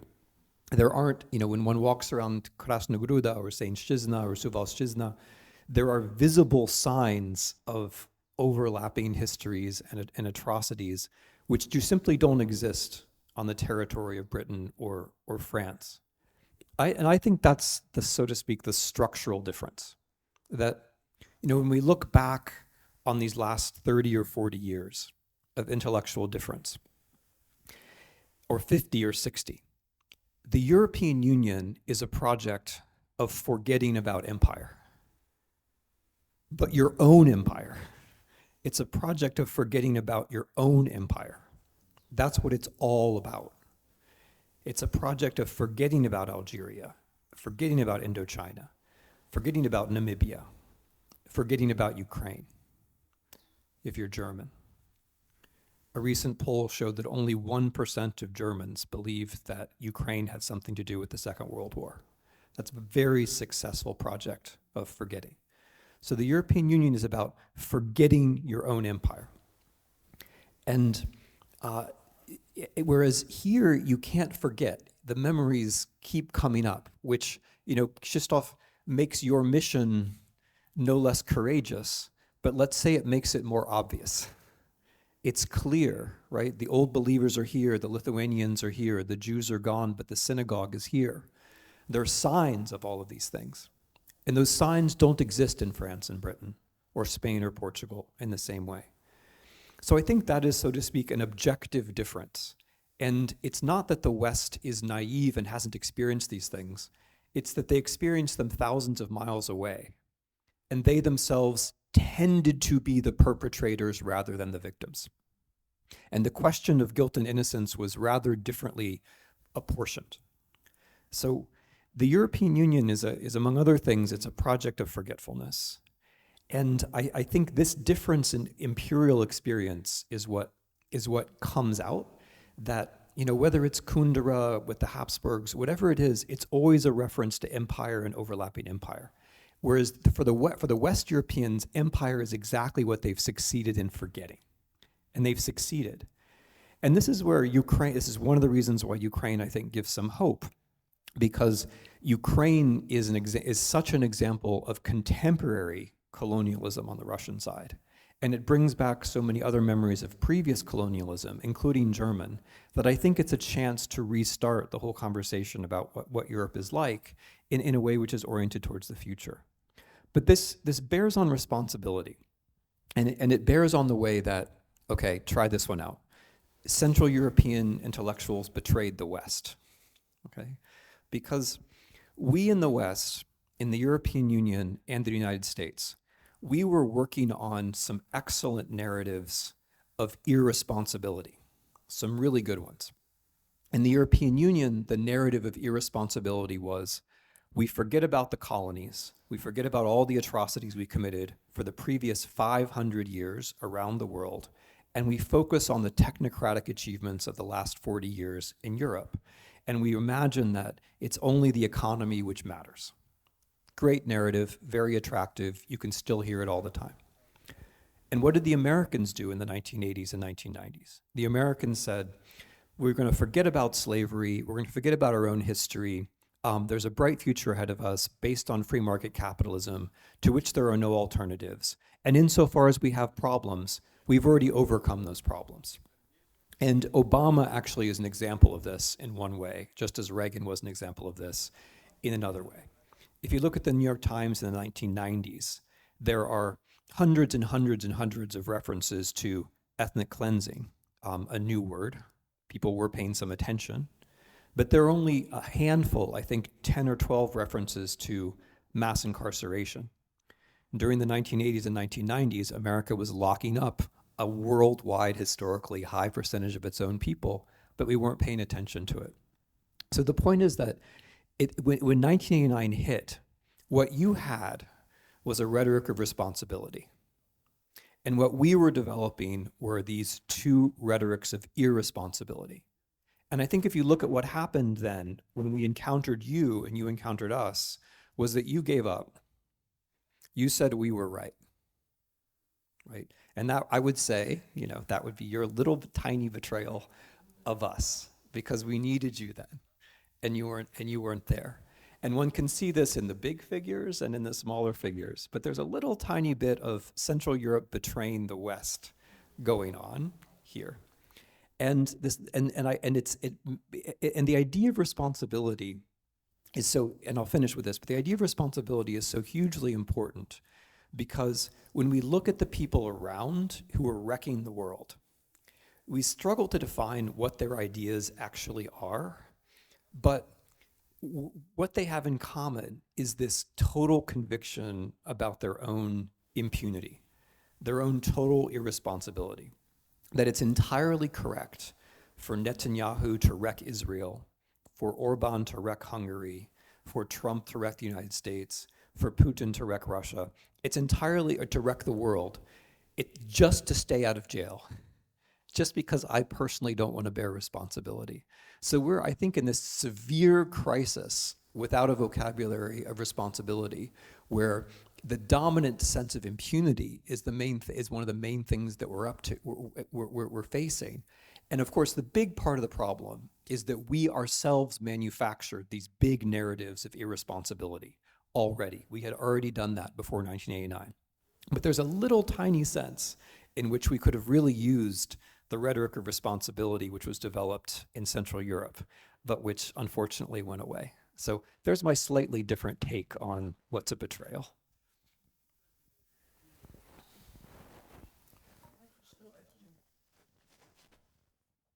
Timothy, I mean, you are completely right. I remember that very well. I'm part of that. After 89, there came some Western intellectuals hoping that Central Europe after 89 will give some experience, some hope, which in Western Europe already was gone, hope on freedom and all this kind of responsibility for the future. And we told them, look, I mean, we have no ideas. We just want to repeat your Western way of life. That was it. And you are completely right. In that time, I was asking myself, what are these intellectuals from West talking about? I mean, we have nothing to give. We just completely, I mean, we don't know anything. We just want to be like you. So, I mean, you are very right.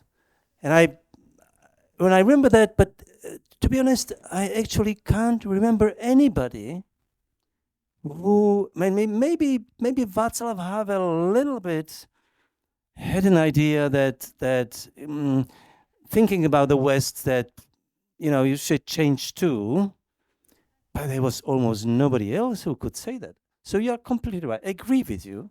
It's too late now. So I still think when talking about Central Europe, and it's our goal now. How somehow I remember. I mean, there was this French philosopher Voltaire. He was an arrogant asshole because when he said 250 years ago that there are two Europes, one which knows, and the other which is waiting to be known by West, of course. And I think it should be the other way. It's our task not to be known, but to know ourselves, what we are actually want to be. And that's, all the way we are talking about that, but and I think you are also right, Timothy, that we have to reinvent, not the past, that's one thing, which is part of the job, but what are we going to be in all this new world together with all this Ukrainian war? And we have no answer yet. But I think, Tim, that of course we gave up. On political levels in different countries, we are aware about that. They're still underground working on the basic level on this, and still, I would say, quite active and strong. So I would differentiate from the political level and social level. Maybe social activists still is strong, but the new thing is, I think it's for us new thing. Take responsibility for the future. That's what we are trying also to discuss here. That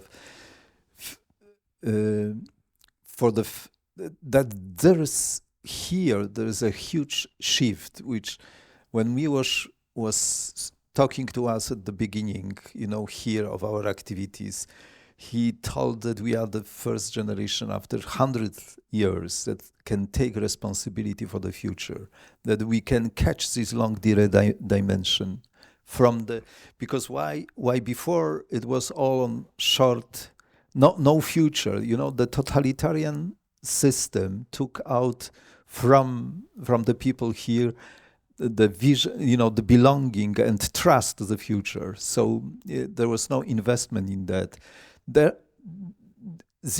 And then the period after 1989 came, when we as Martin is saying, were rather mimicking, the already existing solutions and to the realities, like copying what was in the West. But now I believe that's my hope and belief, and that's maybe what this discussion is about also, that we are in the point for the first time to think about taking responsibility for the future. And that's what Ukrainians expect from us also, from us Central Europeans, and of course Americans and our friends. By the way, you are talking about of providing this policy of irresponsibility, but all our programs about the responsibility of the past were from the very beginning supported by Americans, by the Ford Foundation and all the partners. So they did it for us. I don't know how it was in the United States. Just also, I would like to add just a few points. Of course, this is really true, just like Martin said. But I think that the criticism for regarding the European or Western policies was really continued in our societies. It was just that it was really marginalized. And we were expressing this criticism in the situation of a huge disadvantage, a huge economic disadvantage of power. And you may also look at this situation from another perspective. It took 30 years for the West to hear our silent criticisms. the situation, the global situation has been changing, and then afterwards these criticisms came to the fore,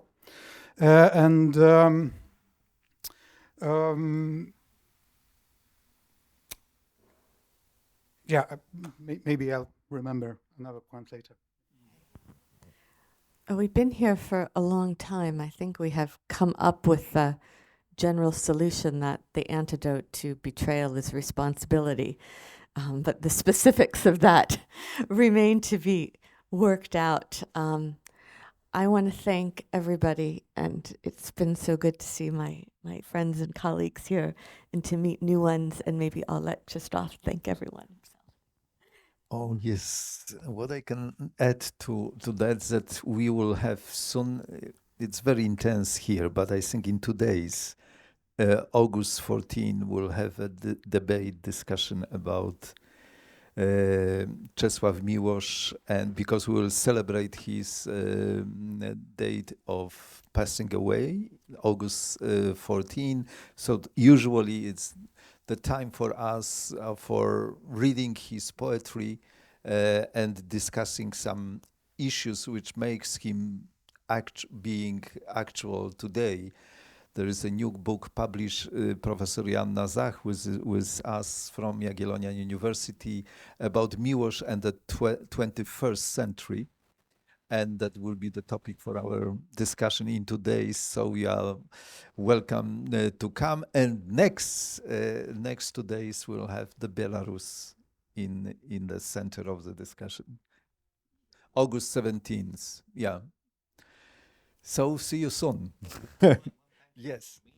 Although there is this saying that the traditore traditure, the translator, the interpreter, the betrayer, I think that our translators were fantastic tonight, and I want to thank them for being our voice in Polish. Thank you very much.